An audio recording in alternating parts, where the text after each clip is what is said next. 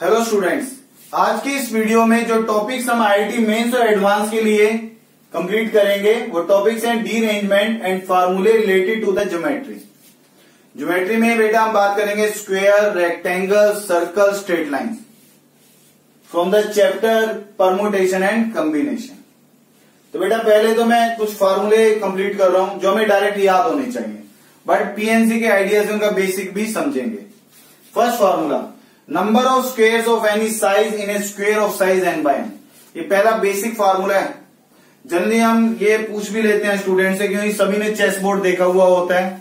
Chess board 8 by 8 size का है, तो नंबर ऑफ स्क्वेयर्स अगर उसमें पूछा जाए तो नंबर ऑफ स्क्वेयर्स होता है 204। मैक्सिमम स्टूडेंट्स का ये जवाब होता है कि 8 by 8 है तो ये तो 64 बने, तो 204 कैसे कह रहे हैं। तो बेटा 64 स्क्वेयर है वो सभी 1 by 1 साइज के, तो 2 by 2 साइज के भी स्क्वेयर होंगे। चेस बोर्ड में 3 by 3 साइज के भी स्क्वेयर्स होंगे, और लास्ट क्या होगा 8 by 8 साइज का स्क्वेयर। तो उन सभी स्क्वेयर्स को आप ऐड करोगे, total number of square that will B 204। इसी से रिलेटेड जनरल आइडिया डिस्कस कर रहे हैं। Number of squares of any size in a square of size n by n। Chess board तो 8 by 8 साइज का है, हम जनरल काम कर रहे हैं n by n पे। पहले इंडक्शन के आइडिया से समझते हैं बात को।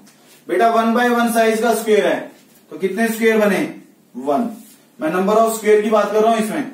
2 by 2 साइज का है तो 1 यूनिट के 4 स्क्वेयर, और 2 by 2 यूनिट का 1 स्क्वेयर, तो 4 + 1 5 स्क्वेयर बने। 3 by 3 स्क्वेयर है तो 1 यूनिट के 9 स्क्वेयर बने। फिर 2 by 2 यूनिट के कितने स्क्वेयर बनेंगे बेटा, ये 4 स्क्वेयर। फिर 3 by 3 यूनिट का 1 स्क्वेयर, यह मतलब बना। तो इंडक्शन से मुझे ये समझ आ रहा है सभी परफेक्ट स्क्वेयर नंबर है। 1 means 1 square, 4 means 2 square, 3 means 9 means 3 square. तो बेसिकली ये कौन है 1 square plus 2 square plus 3 square. 3 by 3 है तो 3 स्क्वेयर तक का सम आया। 2 by 2 ये 2 स्क्वेयर है, ये 1 square, 1 square plus 2 square. 2 by 2 है तो 2 स्क्वेयर तक की सीरीज आई। इस 1 को लिख सकता हूं 1 स्क्वेयर। तो 1 by 1 है तो 1 स्क्वेयर तक सीरीज, 2 by 2 है तो 2 स्क्वेयर तक सीरीज, 3 by 3 है तो 3 स्क्वेयर तक सीरीज। अगर n by n है तो कहां तक सीरीज होगी, 1 स्क्वेयर से शुरू होके 1 square, 2 square, 3 square up to n square. ये इसका इंडक्शन से जनरल फार्मूला बना। तो बेटा सीक्वेंस एंड सीरीज में इस सीरीज का फार्मूला लिखा हुआ होता है n into n plus 1 into 2n plus 1 by 6। Telescopic method से इसका प्रूफ बना सकते हैं, बट प्रूफ पे नहीं जाएंगे अब, डायरेक्ट इसको हम याद रखते हैं कि क्वेश्चन में हमें अप्लाई करना होता है। बेटा ये तो इंडक्शन अप्रोच था। जनरल अप्रोच क्या है उसकी बात कर रहा हूं। n by n तक विजुअलाइज करने के लिए पहले मैं 3 by 3 में समझा रहा हूं। पहले आप ये देखो 3 by 3 साइज का मतलब 1 by 1 साइज के स्क्वायर होंगे, 2 by 2 के और 3 by 3 के। ऐसे n by n में 1 by 1 के, 2 by 2 के, 3 by 3 के up to n by n के।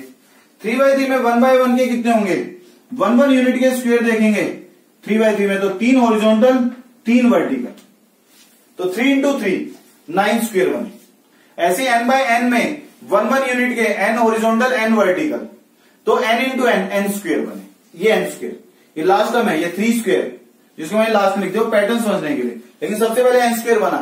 n स्क्वेयर स्क्वेयर्स कौन से हैं 1 by 1 साइज के। अगर मैं 2 by 2 साइज की बात करता हूं तो आप देखो 2 लेंथ के लिए 2 स्क्वेयर मिलके एक 2 लेंथ बनेगी। फिर यहां से शुरू करूंगा तो यहां तक, तो 3 by 3 में कितने 2 by 2 आए 2। ऐसे वर्टिकल भी कितने आएंगे 2, तो 2 इंटू 2 4, ये 4 ही बना। ये 2 by 2 स्क्वेयर है। 4 का मतलब क्या है 3 से ये 2 स्क्वेयर, 2 इंटू 2, तो 3 से 1 कम, यहाँ 2 लेंथ के 2 आए, यहाँ 2 लेंथ के भी 2। ऐसे ही n by n में 2 लेंथ के जब हम बनाएंगे तो n - 1 आएंगे, वर्टिकल भी n - 1, तो n - 1 square, n square, n - 1 square, फिर n - 2 स्क्वेयर, लास्ट आएगा n by n साइज का सिंगल स्क्वेयर, दैट इज 1 मतलब 1 स्क्वेयर। तो जनरल आइडिया ये है, ये 1 by 1 साइज के स्क्वेयर n स्क्वेयर, फिर n - 1 होल स्क्वेयर क्या होंगे 2 by 2 साइज के। फिर 2 लेंथ आप देखोगे तो वो n - 1 बनेंगे हॉरिजॉन्टल और n - 1 vertical, so on. Last n by n size का होगा दैट इज 1 स्क्वेयर। तो बेटा ये जनरल आइडिया है, n by n साइज का कोई भी स्क्वेयर हो। अब चेस बोर्ड की बात करें तो n by n मतलब 8 by 8। 8 by 8 का मतलब n 64 मत मान लेना, n by n 8 by 8 मतलब n 8, n को 8 रखो यहां पर। 8 into 9 into 17 by 6, 8 into 9 72 by 6 12, 12 into 17 कितना बनेगा दैट इज 204। तो चेस बोर्ड में नंबर ऑफ स्क्वेयर्स की अब गलती नहीं करोगे, 64 कह के नंबर ऑफ स्क्वायर्स कितना होगा 204. That will be the answer for the chess board. Next formula, number of rectangles of any size in a square of size n by n. बेटा गिवन स्क्वायर ही है, उसमें हमें नंबर ऑफ रेक्टेंगल काउंट करना है.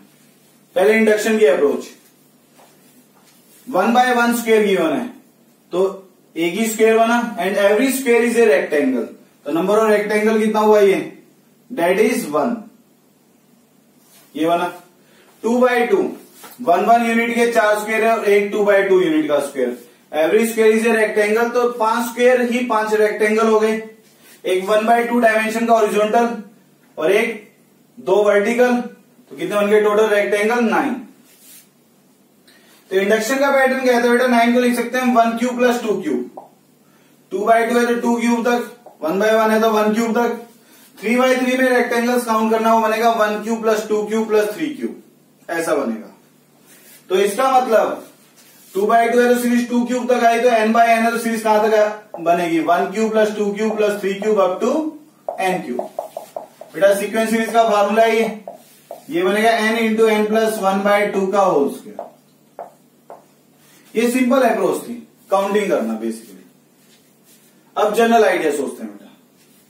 Rectangle का जो basic है वो ये है कि 2 वर्टिकल लाइंस मिल जाएं और 2 हॉरिजॉन्टल लाइन मिल जाएं, तो ये एक रेक्टेंगल मिल गया. तो रेक्टेंगल का बेसिक क्या है, 2 हॉरिजॉन्टल और 2 वर्टिकल. यहां तक क्लियर बेटा. अब यहां से इसके लिए सोचते हैं, जैसे 2 by 2 साइज में आप देखो कितनी हॉरिजॉन्टल लाइन है, 3. हॉरिजॉन्टल लाइन 3 है, मैं यहां लिख रहा हूं बेटा ये सब.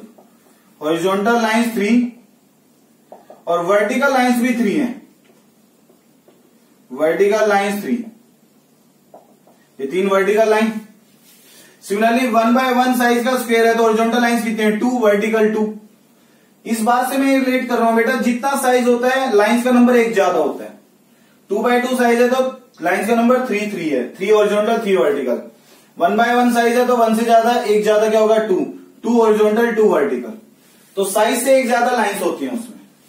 तो हम जानते हैं 2 हॉरिजॉन्टल लाइन चाहिए और 2 वर्टिकल, रेक्टेंगल बन गया. तो रेक्टेंगल के लिए नंबर ऑफ रेक्टेंगल्स, हमें 2 हॉरिजॉन्टल चाहिए. कितनी हॉरिजॉन्टल अवेलेबल है, 3 में से कोई भी 2.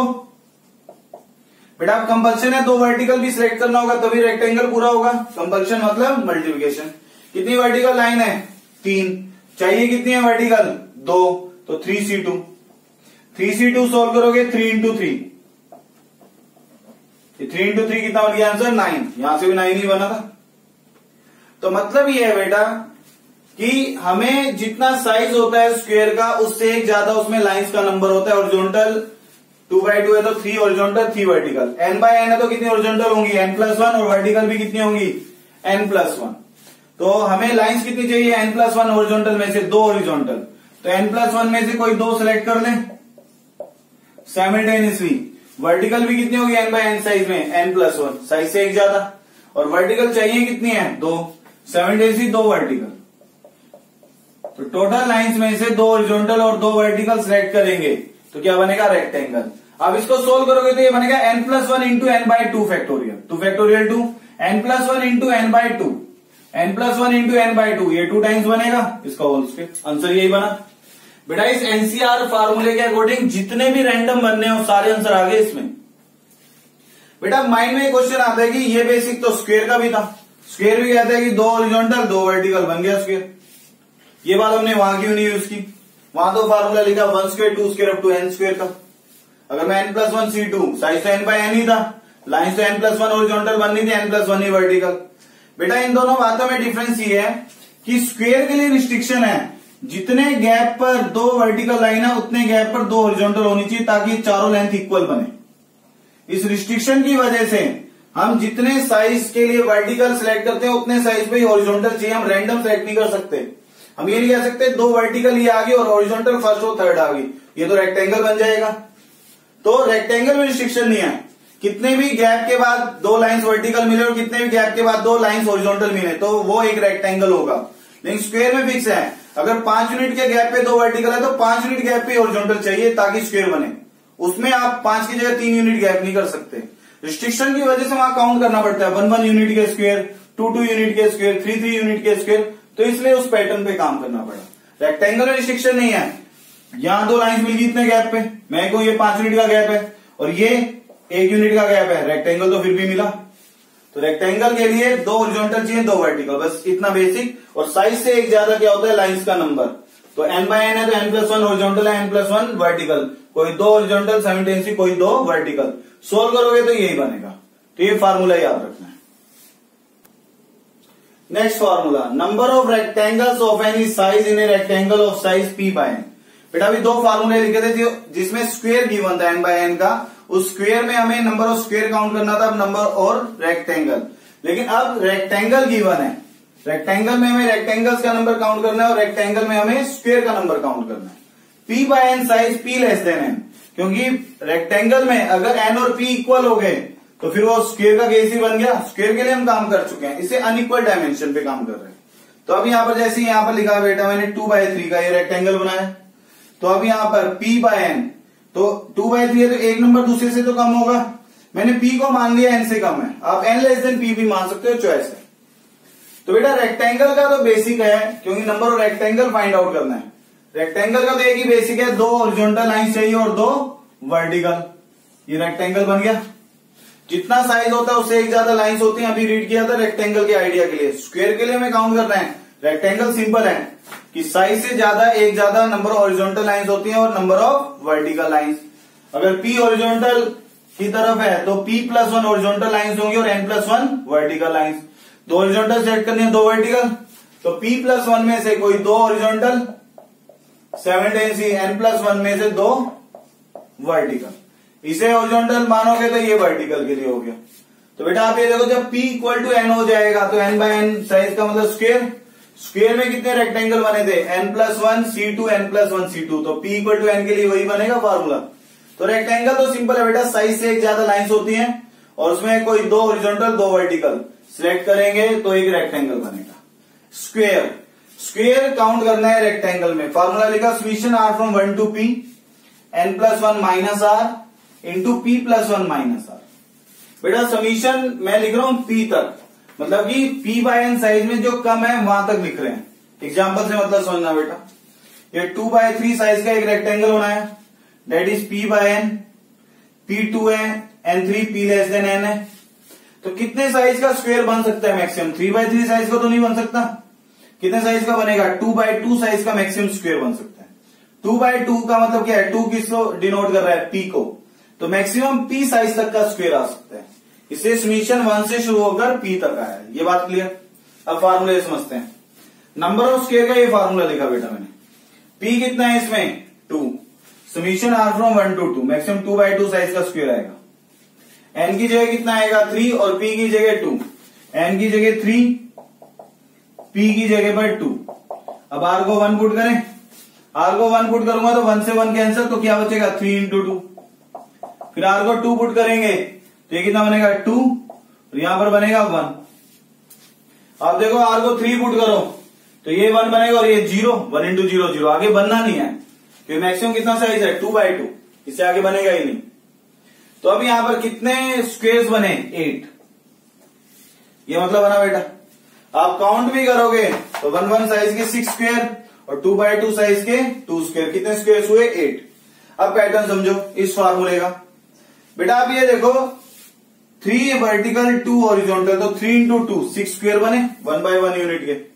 फिर 2/2 यूनिट का मतलब क्या है, 2 यूनिट लेंथ के एक हॉरिजॉन्टल है और 2 यूनिट लेंथ के कितने वर्टिकल है 2, तो 1 इंटू 2, 1 इंटू 2, 2/2 साइज के 2 बनेंगे। क्लियर ये बात, यही बात बेटा p बाय n साइज में थी।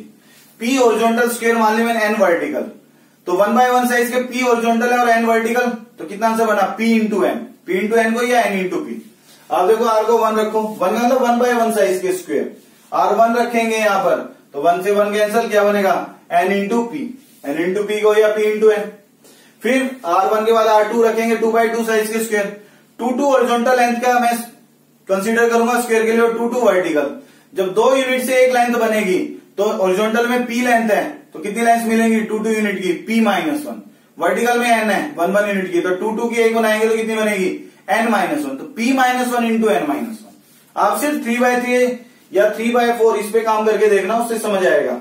n को r को 2 रखोगे तो कितना बनेगा 1 - 2 -1 n-1 इंटू p-1। 3 यूनिट के लिए होंगे तो n-2 p-2, 4 यूनिट के लिए n-3 p-3। मतलब है कि 1 1 यूनिट के कितने हैं n का मतलब n-0 p-0। 2 2 यूनिट के कितने होंगे, जब n स्क्वायर थे 1 1 यूनिट के, तो 2 2 यूनिट को हॉरिजॉन्टल मानूंगा तो कितनी लेंथ बनेगी n-1। अब ये देखो 2 2 यूनिट की लेंथ मानी है, टोटल 3 थी 1 1 यूनिट की, 2 2 यूनिट की तो एक लेंथ यहां तक एक ही है, तो एक कम हो गया ना, 3 की जगह अब कितना आंसर आ गया 2, तो n की जगह क्या आ जाएगा n-1, p की जगह p-1, तो एक एक यूनिट कम होता रहेगा। r को 2 रखूंगा तो कितना आएगा n-1 p-1, r को 3 रखूंगा n-2 p-2, एक एक यूनिट कम होता रहेगा। That will be the number of squares, और पहला r = 1 के लिए 1/1 साइज स्क्वायर, 2 के लिए 2/2, 3 के लिए 3/3 एंड सो ऑन। मैक्सिमम कितने साइज का स्क्वायर आएगा p और n में जो स्मॉलर है वहां तक साइज स्क्वायर आएगा, क्योंकि मैक्सिमम साइज का स्क्वायर आप देख सकते हो कितने साइज का है यहाँ 2/2, और 2 मतलब p जो लेस है। तो ये फार्मूले याद रखने बेटा, स्टैंडर्ड फार्मूले। Next formula, number of lines formed by n points in which no 3 points are collinear. कोई भी 3 पॉइंट कोलिनियर नहीं होने चाहिए, क्योंकि 3 पॉइंट कोलिनियर हो गए तो 3 पॉइंट एक ही लाइन पर आ गए। तो अभी हम कोलिनियरिटी की बात नहीं कर रहे हैं, n पॉइंट्स की हेल्प से कितनी लाइंस बनेगी इस बात को कंसीडर कर रहे हैं।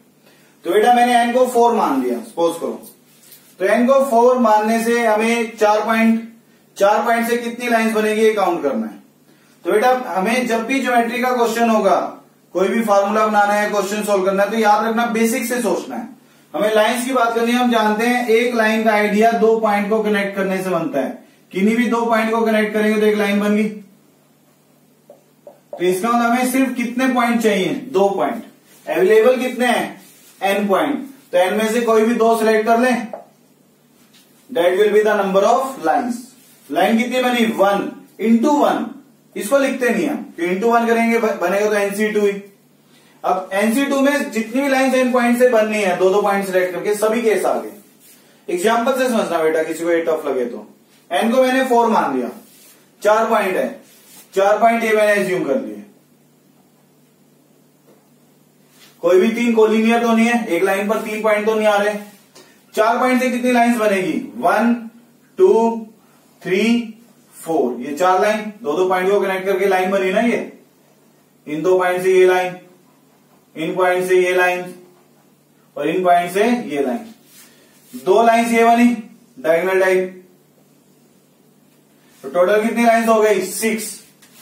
तो अब देखो लाइंस का आइडिया था, बेसिक था 4 NC2, मतलब जितने पॉइंट अवेलेबल है उसमें से कितने पॉइंट सिलेक्ट करने हैं 2।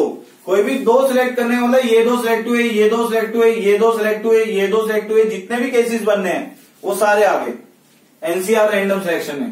तो number of lines total 4 point है, लाइन फॉर्म करने के लिए कितने पॉइंट चाहिए 2। 4C2 को सोल्व करना बेटा 6 बनेगा, NCR का फॉर्मूला 6 ही लाइंस है। तो लाइन का बेसिक है 2 पॉइंट, टोटल जितने हैं कोई भी 2 सिलेक्ट करो, ये फॉर्मूला। नेक्स्ट, इसी फॉर्मूले में एक रिस्ट्रिक्शन अप्लाई कर दी कि number of lines form by n point, n में से m पॉइंट कोलिनियर है। जैसे मैं कहूं 10 पॉइंट मेरे सामने है, 10 में से 4 पॉइंट कोलिनियर है, तब कितनी लाइंस बनेगी। 10 पॉइंट की वजह बहुत ज्यादा लाइन हो जाएंगी, तो इस बात को समझने के लिए मैंने n को फिर से 4 मान लिया। 4 पॉइंट गिवन है जिसमें से 3 पॉइंट कोलिनियर है, M3 मान लिया। 2 पॉइंट कोलिनियर की बात नहीं होती बेटा, 2 पॉइंट को तो जोड़ के लाइन बनती है। तीसरा पॉइंट भी उसी लाइन पे आ गया, तब हम कहते हैं कि 3 पॉइंट्स कोलिनियर है। तो मिनिमम 3 पॉइंट से कोलिनियरिटी शुरू होती है। तो अब यहां से मैंने n को 3 मान लिया और n 4, 4 पॉइंट गिवन है जिसमें 3 कोलिनियर है। तो इसका मतलब आप ये देखो 3 कोलिनियर, 3 एक ही लाइन पे आ गए, एक 4th पॉइंट कोलिनियर तो सिर्फ 3 है ना। तो लाइंस कितनी बनेगी 1, इन 2 को जोड़ेंगे 2, इन 2 को कनेक्ट करेंगे 3 लाइन, और एक ही कोलिनियर की वजह से। तो नंबर ऑफ लाइंस बनी 4। बेटा आप सेकंड आइडिया सीखते हैं, रैंडम। 4 पॉइंट की वजह से टोटल लाइन कितनी बननी थी 4C2, 4 में से कोई भी 2 पॉइंट सिलेक्ट करेंगे तो लाइंस बन गई। ये 4C2 आंसर तब जब कोई भी 3 पॉइंट कोलिनियर नहीं है, नॉन कोलिनियर के लिए है फार्मूला। तो टोटल लाइंस 4C2 6 बननी थी, 6 ही लाइंस बनी थी। अब वो केस माइनस करेंगे जिसमें 3 पॉइंट्स की वजह से लाइंस क्या होगी, कोलिनियर। तो इसमें 3 पॉइंट कोलिनियर है, 3 पॉइंट की वजह से कितनी लाइन बननी थी, 3C2। 3 पॉइंट से 3 लाइन बनेगी, कोई भी 2 पॉइंट कनेक्ट करेंगे, एक लाइन, ये सेकंड लाइन और ये थर्ड, ट्रायंगल हो गया ना। 3 अगर कोलिनियर नहीं है तो 3 पॉइंट से कितनी लाइन बननी थी, 3C2। तो ये 3 पॉइंट कोलिनियर है, तो ये केस टोटल में से क्या करना पड़ेगा, माइनस। तो इसलिए यहां पर माइनस किया। वेट कर रहा हूं, टोटल लाइंस में से कौन से लाइंस के केस माइनस कर रहे हैं, जब पॉइंट्स कोलिनियर है तो केस माइनस करते हैं। टोटल 3 पॉइंट कोलिनियर है, लाइन 2 पॉइंट से बननी है 3C2। लेकिन बेटा कोलिनियर पॉइंट्स की वजह से 3 पॉइंट कोलिनियर थे, इन्होंने मिलकर तो एक लाइन बनाई अपने आप में, इसलिए +1 लिखते हैं। ये 3C2 में तो इन 3 पॉइंट्स की वजह से जितनी भी लाइन बननी थी वो सारी हट गई, लेकिन 3 पॉइंट के मिलने से एक लाइन तो बनी। ये मत सोचना ये एक लाइन, ये एक लाइन, ये तो 2 होगी। लाइन का मतलब है उस लाइन पर कितने पॉइंट आ जाए, that is single line. Line तो एक बनी, ये 3 कोलिनियर की वजह से। तो 3 कोलिनियर की वजह जितनी लाइन बनी थी वो सारी हटा दी मैंने, लेकिन सारी हटाने में तो ये भी केस हट गया, लेकिन ये तो है रिक्वायर्ड केस में 3 पॉइंट जब कोलिनियर है एक लाइन, इसे +1 लिखते हैं बेटा। 4C2 6, 3C2 3 +1, तो 6 - 3, 3 + 1 डेट इज 4। आंसर 4 ही बना। अब जनरल बनाते हैं। टोटल n पॉइंट, कितनी लाइंस बनेंगी टोटल, NC2। n में से m कोलिनियर है, m पॉइंट की वजह से कितनी लाइन बनेगी, MC2। कोलिनियर पॉइंट की वजह से जितनी लाइंस बनी है उतने केस हम क्या कर देंगे अब, माइनस। लेकिन MC2 लाइंस माइनस करने से इन m पॉइंट से जितनी भी लाइन बनी हो सारी हट गई, लेकिन m पॉइंट कोलिनियर है तो m पॉइंट एक लाइन पर तो आए हैं सभी, तो एक लाइन जैसे 3 पॉइंट एक लाइन पर आए थे, ये केस ऐड करना पड़ा ना, +1। m पॉइंट एक लाइन पर आए तो बेटा आप देखो n को 4 रखो और m को 3, ये एग्जांपल 4C2 - 3C2 +1। +1 किसकी वजह से, कि m पॉइंट के कोलिनियर होने की वजह से, इन कोलिनियर की वजह से इन सभी पॉइंट से एक लाइन बनती है, इसे +1 लिखते हैं। ये 2 फार्मूले ये याद रखने हैं। Formula, number of triangles formed by n points in which no 3 points are collinear. Non collinear है, कोई भी 3 पॉइंट्स कोलिनियर नहीं है। 4 पॉइंट्स की हेल्प से नंबर ऑफ ट्रायंगल्स बनाने हैं। ज्योमेट्री का क्वेश्चन है बेटा। ज्योमेट्री में मैंने बताया बेसिक आइडिया सोचना है। ट्रायंगल बनाने के लिए हमें 3 नॉन कोलिनियर पॉइंट्स की जरूरत होती है। कोई भी 3 पॉइंट को कनेक्ट करेंगे नॉन कोलिनियर पॉइंट को तो एक ट्रायंगल बनेगा। ये बेसिक है ट्रायंगल का। तो टोटल कितने पॉइंट अवेलेबल है, मैंने एग्जांपल के लिए N4 मान लिया, 4 पॉइंट अवेलेबल है। तो नंबर ऑफ ट्रायंगल्स टोटल 4 में से हमें कितने पॉइंट चाहिए, 3। 4 में से कोई भी 3 सेलेक्ट करेंगे तो ट्रायंगल बन जाएंगे। तो टोटल कितने ट्रायंगल बने, 4।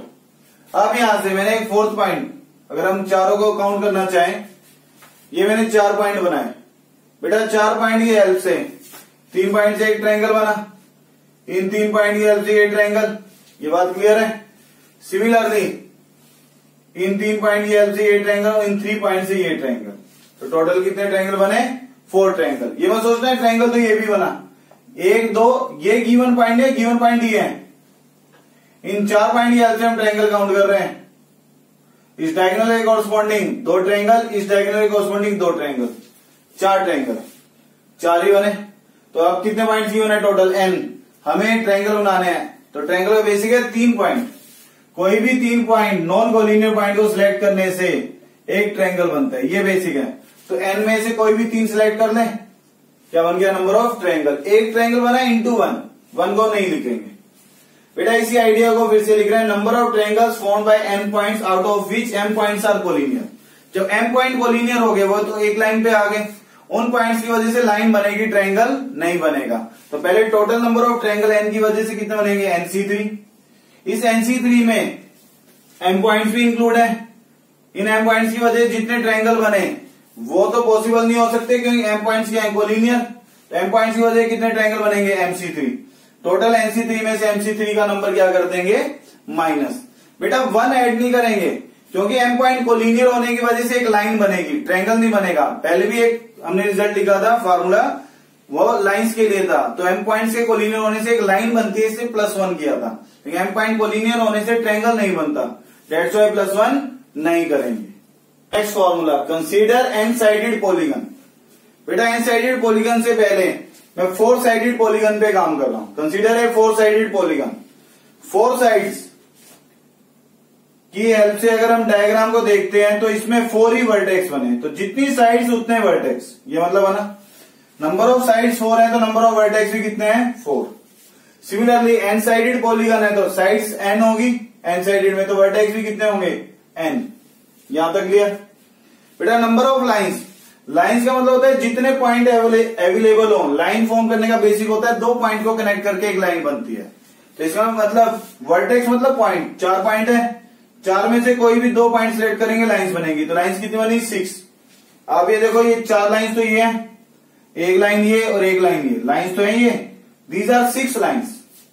तो इसका मतलब n पॉइंट्स है, n में से कोई भी 2 पॉइंट सिलेक्ट करेंगे क्या बन जाएगी नंबर ऑफ लाइंस। ये बात क्लियर। लाइंस NC2 है 6, साइड्स 4 है, ये साइड है।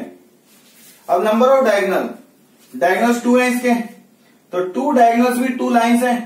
टोटल लाइंस में से 4 साइड माइनस कर दें, 6 लाइन में से 4 साइड माइनस करेंगे तो क्या बचेंगे नंबर ऑफ डायगोनल। तो नंबर ऑफ डायगोनल कितने हैं 6 - 4 2।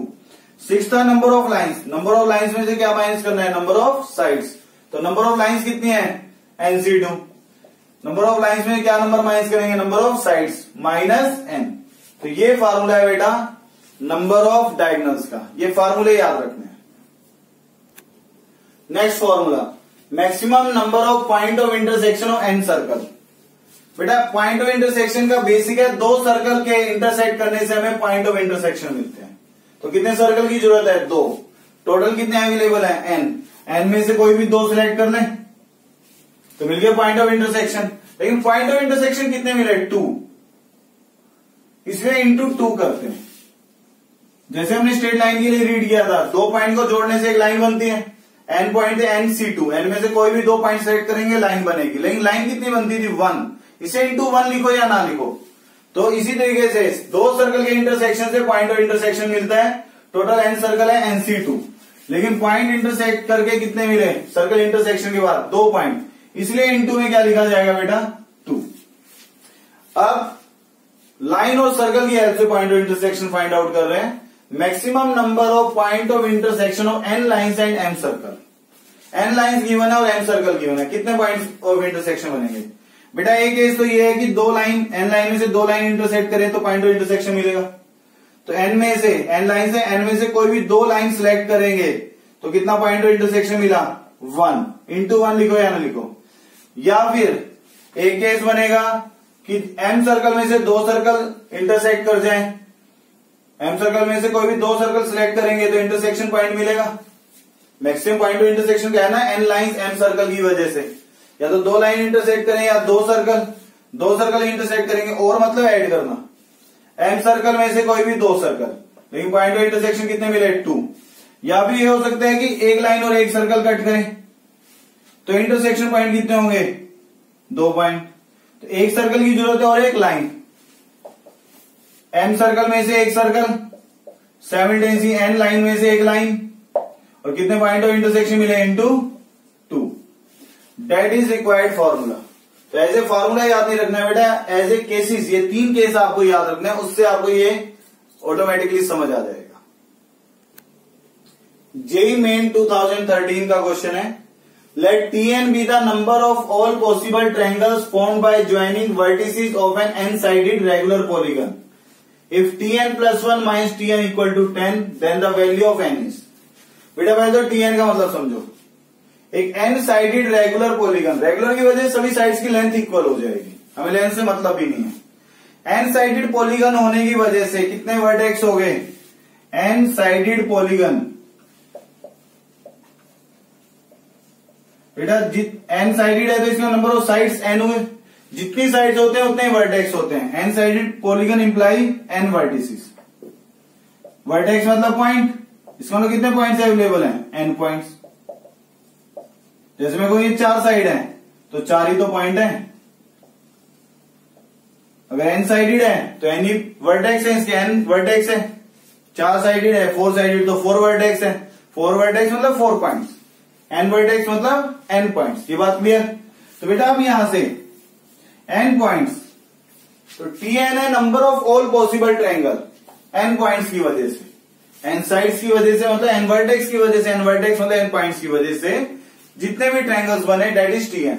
हम जानते हैं एक ट्रायंगल का बेसिक है 3 पॉइंट सिलेक्ट करने से एक ट्रायंगल बनता है, टोटल पॉइंट n है, तो Tn कितना हो बेटा nc3, n में से कोई भी 3 पॉइंट सिलेक्ट करेंगे तो ट्रायंगल बन गया। क्लियर है, ये फार्मूला अभी लिखा भी था। अब इक्वेशन गिवन है Tn+1 minus Tn equal to 10। Tn है तो अपर स्क्रिप्ट n है, अगर n+1 लिखेंगे तो अपर स्क्रिप्ट क्या हो जाएगा n+1, C3 as it is, ये nc3, ये 10। एक तरीका है कि मैं n को पुट करके ही चेक कर लूं, 7, 5, 10, 8 जो सेटिस्फाई करेगा वो आंसर। दूसरा तरीका है कि हम क्या करें, कैलकुलेशन। बेटा कॉम्पिटिटिव क्वेश्चन है, डायरेक्ट आपको समझ आना चाहिए। मैं क्या कर रहा हूं, मिनिमम से शुरू कर रहा हूं, n5 5 रखूंगा तो 63, 63 कितना होगा, दैट इज 20, 5 रखूंगा 5c3 10, 20 माइनस 10 10, ये तो 5 पे सेटिस्फाई हो गया। सिंगल करेक्ट क्वेश्चन है तो बाकी चेक ही नहीं करेंगे। n equal to 5 satisfies it, otherwise आप एनसीआर के फार्मूले से कैलकुलेशन शुरू करना, बट कैलकुलेशन हमारा मोटिव नहीं है, हमें डायरेक्ट समझ भी आना चाहिए। मिनिमम n से शुरू किया और वही सेटिस्फाई कर गया, that's why B option is the required answer. Derangements, बेटा डीरेंजमेंट का पहले मीनिंग क्लियर करते हैं। जैसे एग्जाम टाइम पर हम ये रूल बना लेते हैं कि हाँ स्टूडेंट अपनी रोल नंबर वाली सीट पर ही बैठेगा, तो इस टाइप के अरेंजमेंट को हम डीरेंजमेंट में कैसे कन्वर्ट करें, इस बात को मैं डिस्कस कर रहा हूं। डीरेंजमेंट का मतलब होगा कोई भी स्टूडेंट एग्जाम टाइम पर, एग्जाम टाइम हो या कोई भी टाइम क्लास में, जो सीट रोल नंबर वाइज उसे अलॉटेड है, अपनी सीट पर ना बैठ के किसी और की सीट पर बैठ जाए। सभी स्टूडेंट्स ऐसा करें, अपनी रोल नंबर के अकॉर्डिंग अलॉटेड सीट पर ना बैठकर किसी और सीट पर बैठ जाए, तो इस टाइप के अरेंजमेंट को हम कहते हैं डीरेंजमेंट। डीरेंजमेंट मतलब कोई भी अपनी ओरिजिनल पोजीशन पर नहीं जाकर बैठ रहा। इसी बात को थ्योरी लिखा हुआ है, the number of ways in which n different objects can be derange so that no object occupies its original position. कोई भी ऑब्जेक्ट अपनी ओरिजिनल पोजीशन पर ना हो। एन ऑब्जेक्ट है, डी स्क्रिप्ट में एन, डी मतलब derangement, derangement of n object. Formula बेटा इसका n factorial 1 minus 1 by 1 factorial plus 1 by 2 factorial so on minus 1 की power N into 1 by n factorial. याद ये रखना है क्वेश्चन के लिए। तो जैसे हम कहे 4 ऑब्जेक्ट के डीरेंजमेंट की बात है, तो सीरीज लास्ट में इनको 4 रखे हैं 4 फैक्टोरियल, तो सीरीज 4 फैक्टोरियल पे रुक जाएगी, 4 फैक्टोरियल तक सीरीज लिखनी है। इस तरीके से ये बात याद रखनी है बेटा। इसको प्रूव करने का जो तरीका है that is inclusion exclusion principle. Inclusion exclusion principle, pigeon और प्रिंसिपल, ये सब रिलेटेड है, लेकिन इन सब बातों को अभी मैं डिस्कस नहीं कर रहा हूं। हमें 11th के अकॉर्डिंग जो आईआईटी के लिए अप्लाई करना है फार्मूला, वो इतना फार्मूला है। इसमें फर्दर एक रिमार्क है, उसको मैं डिस्कस कर रहा हूं। If r things out of n things go to wrong places, n में से आर रॉन्ग प्लेस पर जा रहे हैं, तब डीरेंजमेंट क्या होगा, आर रॉन्ग पे जा रहे हैं तो बाकी एन माइनस आर ही गए है ना बेटा, तो बस कितने गए एन माइनस आर तो सही प्लेस पर जा रहे हैं, तो एन में से वो मैंने एन माइनस आर सिलेक्ट किए और सही प्लेस पर रख दिए। सही प्लेस पर रखने के कितने तरीके होंगे, 1 वे। जैसे मैं कहूं पहले 10 रोल नंबर तो अपनी सही सीट पर बैठेंगे, तो रोल नंबर 1 पे बैठेगा, 2 पे बैठेगा, 3 पे, उनके तो कोई अरेंजमेंट नहीं हो सकते ना। तो एन में से आर रॉन्ग प्लेस पे गया तो एन माइनस आर सही जगह जा रहे हैं, तो एन में से वो एन माइनस आर हमने सेलेक्ट किए, 1 वे में सही जगह बिठा दिए। अब बाकी आर ऑब्जेक्ट का क्या रहा, डीरेंजमेंट इंटू डी आर, उन आर ऑब्जेक्ट का क्या करना पड़ेगा, डी अरेंजमेंट। तो डी अरेंजमेंट में एन की जगह यहां क्या आ जाएगा आर, तो आर फैक्टोरियल तक ये सीरीज रहेगी अपॉन में। तो बेटा ये स्टैंडर्ड फार्मूला ये याद रखना। Next question, the number of ways of putting 6 letters into 6 address envelope so that exactly 2 letters are in wrong envelope. बेटा 6 में से एग्जैक्टली 2 लेटर रॉन्ग एनवेलप में रखे गए हैं, इसका मतलब 2 एनवेलप का डी अरेंजमेंट है, तो बाकी 4 तो सही जगह। तो क्या किया हमने, required ways, required number of ways, 2 letters wrong envelope में है तो 2 का डी अरेंजमेंट D2, बस कितने गए 6 में से 4, तो 4 तो सही जगह, तो 6 में से वो 4 सेलेक्ट किए और 1 वे में सही जगह रख दिए, बाकी 2 का डी अरेंजमेंट। ये बात क्लियर है। Exactly 2 letters are in wrong envelope, तो 2 का डी अरेंजमेंट है D2। टोटल तो 6 है, 6 के 6 पोस्ट करने हैं हमें 6 एनवेलप में, तो बाकी 4 सही जगह। तो 6 में से वो 4 सेलेक्ट किए और उनको सही एनवेलप में रखने के कितने तरीके होंगे, 1 वे। तो अब यहां से बेटा इसी कैलकुलेशन D2 को कैलकुलेट कर लेते हैं पहले। D2 मतलब dn था n फैक्टोरियल से शुरू, D2 2 factorial, 1 minus 1/1 factorial plus 1/2 factorial. बेटा जितना n होता है उतने फैक्टोरियल पे सीरीज रुक जाती है, 2 है तो 2 फैक्टोरियल पे सीरीज रुक गई। अब 2 factorial 2, 1 minus 1 plus 1/2, 2 into 1/2 that is 1। तो D2 की वैल्यू पुट कर दें तो कितना बन गया ये 64 इंटू 1 डेट इज 64। 64 अगर आप कैलकुलेट भी करोगे डेट इज 15। तो आंसर 64 की टर्म्स में है, that is required option is a. JEE advance 2014 का क्वेश्चन है ये। 6 cards and 6 envelopes are numbered 1 to 6 and cards are to be place in envelope. बेटा 6 कार्ड गिवन है और कॉरस्पॉन्डिंग 6 एनवेलप, और कार्ड्स को हमें एनवेलप में प्लेस करना है so that each envelope contains exactly 1 card. एक एनवेलप में एक ही कार्ड रख सकते हैं। And no card is place in the envelope bearing the same number. कोई भी कार्ड, जैसे कार्ड नंबर 1 है तो कार्ड नंबर एनवेलप नंबर 1 में नहीं रखा है हमने, उसके अलावा किसी और नंबर एनवेलप में रखा गया। No card is place in envelope bearing the same number. बेटा कोई भी कार्ड हमने सेम नंबर के एनवेलप में नहीं रखा है, नहीं प्लेस किया है। एंड मोर ओवर एक और कंडीशन है, card number 1 is always place in envelope number 2। तब नंबर ऑफ वेज बताने हैं। इस कंडीशन के लिए हम बाद में सोचते हैं, पहले तो आप ये देखो यहां तक हमें समझ आ रहा है कि कोई भी कार्ड अपने नंबर वाले एनवेलप में नहीं रखा जा रहा है। तो इसका मतलब कोई भी कार्ड अपनी ओरिजिनल पोजीशन या ओरिजिनल एनवेलप में नहीं जा रहा है। जब कोई भी ऑब्जेक्ट अपनी ओरिजिनल पोजीशन को ऑक्यूपाई ना करे तो इसका हम किसकी बात कर रहे हैं, डी अरेंजमेंट की। तो 6 कार्ड्स का डी अरेंजमेंट D6, ये बनेगा 6 फैक्टोरियल। सीरीज कहां तक लिखनी होगी, 6 फैक्टोरियल तक। 1 minus 1/1 factorial, 1/2 minus 1/3 plus 1/4 factorial minus 1/5 factorial plus 1/6 minus 1/7 नहीं आएगा फैक्टोरियल का। 26 6 है तो 6 फैक्टोरियल डिनोमिनेटर में, यहां सीरीज रुक जाएगी। इसका कैलकुलेशन आप बना सकते हो बेटा 265 बनेगा। ये नहीं कि आप 265 पे टिक कर दो। साथ में अब कंडीशन है कि more over the card number 1। मैं बेटा अब एक सेट की हेल्प से समझा रहा हूं। यहां पर कार्ड्स हैं 1 to 6 और सेम राइट में हमने 6 एनवेलप्स बना दिए। 6 एनवेलप्स। अब कार्ड नंबर 1 पर कंडीशन है कि card number 1 is always place in envelope number 2। 1 हमेशा 2 में ही जाएगा, या तो ये भी रॉन्ग नंबर में ही है। तो बेटा आप देखो 265 केस कैसे बने। 265 में मैं मान लो जैसे 100 केस है, 100, 265 को अभी रहने देते हैं कैलकुलेशन के लिए। 100 आंसर बना तो 100 में से कुछ आंसर तो तब बने होंगे जब 1 2 नंबर एनवेलप में रखा गया होगा कार्ड नंबर 1। कुछ केसेस तब बने होंगे जब कार्ड नंबर 1 एनवेलप नंबर 3 में रखा गया होगा, कार्ड नंबर 1 एनवेलप नंबर 4 में, कार्ड नंबर 1 एनवेलप नंबर 5 में और कार्ड नंबर 1 एनवेलप नंबर 6 में। तो 1 को रखने के 5 केसेस थे। तो इसका मतलब है कि इसमें 5 टाइम्स कंट्रीब्यूशन है 2 का, सभी का इक्वल डिस्ट्रीब्यूशन है ना कंट्रीब्यूशन। तो इसका मतलब रिक्वायर्ड नंबर कितना बनेगा, रिक्वायर्ड नंबर है सिंगल एरो। सिंगल एरो है कार्ड नंबर 1 सिर्फ एनवेलप नंबर 2 में ही रखना है, ये कंडीशन है। Card number 1 is always place in envelope number 2। तो यही एक केस पॉसिबल है, बाकी के तो यूज नहीं करने हमें केस। तो इस सभी केस में ये 5 केसेस का इक्वल डिस्ट्रीब्यूशन था। अब 5 में से कितना डिस्ट्रीब्यूशन चाहिए, 1। तो इसका मतलब 265 को 5 से क्या कर देंगे, डिवाइड। कितना आंसर बना, 53। तो बेटा इसका मतलब है कि जब 1 कार्ड एनवेलप 2 में रखा गया तब ऐसे 53 डी अरेंजमेंट बने। जब 1 नंबर कार्ड 3 में रखा गया तब भी 53 डी अरेंजमेंट बने। 1 4 में रखा गया तब भी 53 बने। तो 53 5 टाइम्स ऐड होगा तो कितना बनेगा, 265। तो इसका कार्ड नंबर 1 का 2 में आने का कितना कॉन्ट्रीब्यूशन है, that is total number of ways 53।